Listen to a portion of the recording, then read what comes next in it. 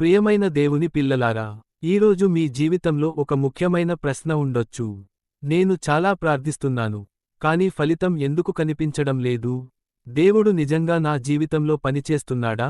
మీరు కూడా ఇలా అనుకున్నట్లయితే, ఈ సందేశం మీకోసమే. వీడియో చివరి వరకు చూడండి. ఈరోజు మనం తెలుసుకోబోయే విషయము అదృశ్య విత్తనం, కనిపించని విశ్వాసం. హెబ్రీయులకు 11:1 చెబుతోంది. విశ్వాసము అనగా నిరీక్షింపబడిన వాటి నిశ్చయము, కనబడని వాటి సాక్ష్యము. విశ్వాసం అంటే మన కళ్లకు కనిపించకపోయినా దేవుడు పనిచేస్తున్నాడని నమ్మడం. విత్తనం నేలలో వేసినప్పుడు అది కనబడదు, కాని అది చనిపోలేదు, అది లోపల జీవంతో ఉంది. అలాగే మీ ప్రార్థనలు కూడా. 1. దాగిన దశ. యోసేపు కథ మనందరికీ తెలుసు. అతను కలలు కన్నాడు. దేవుడు అతనికి గొప్ప భవిష్యత్తు ఇచ్చాడు. కాని ఏమైంది? అతను బావిలో పడిపోయాడు. బానిసగా అమ్మబడ్డాడు. జైలులో వేశారు. ఆ సమయంలో అతని కలలు ఎక్కడా? అతని ఆశీర్వాదం ఎక్కడా? అది మట్టిలో దాగిన విత్తనం దశ. మీరు కూడా ఇప్పుడు అలాంటి దశలో ఉండొచ్చు. ఎవరూ మిమ్మల్ని గుర్తించకపోవచ్చు. మీ శ్రమకు ఫలితం కనిపించకపోవచ్చు.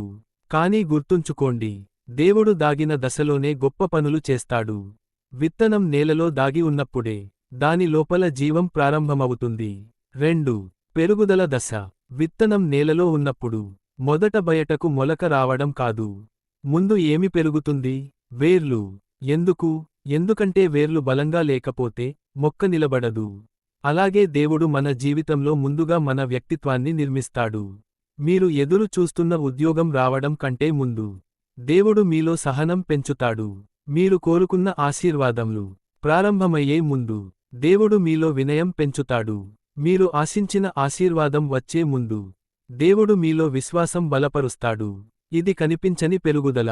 మీ కుటుంబం చూడకపోవచ్చు, మీ స్నేహితులు అర్థం చేసుకోకపోవచ్చు, కానీ దేవుడు పనిచేస్తున్నాడు. 3. ఫల దశ.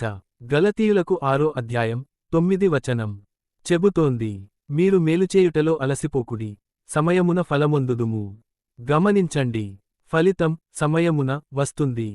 మన సమయం కాదు, దేవుని సమయం.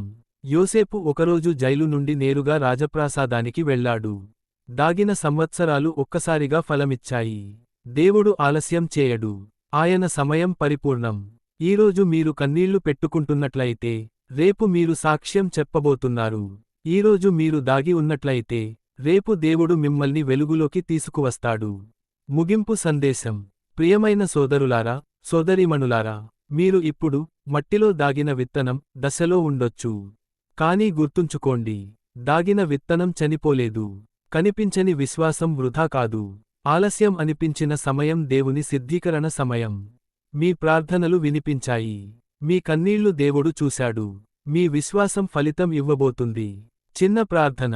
ప్రభువా, ఇప్పుడు దాగిన దశలో ఉన్న ప్రతి ఒక్కరిని ఆశీర్వదించు. ఫలితం కనిపించకపోయినా విశ్వాసం కోల్పోకుండా చేయు. వారి జీవితంలో నీ సమయాన్ని పరిపూర్ణంగా నెరవేర్చు. వారి విత్తనం గొప్ప ఫలముగా మారునట్లు చేయుము. యేసు నామంలో ప్రార్థించుచున్నాము. ఆమేన్. ఈ సందేశం మీకు ఆశ కలిగించినట్లయితే లైక్ చేయండి, షేర్ చేయండి, మా ఛానల్ సబ్స్క్రైబ్ చేయండి. మరిన్ని ఆత్మీయ సందేశాల కోసం బెల్ ఐకాన్ నొక్కండి. మీరు ఇప్పుడు దాగి ఉండవచ్చు, కానీ త్వరలో దేవుడు మిమ్మల్ని వెలుగులో నిలబెడతాడు.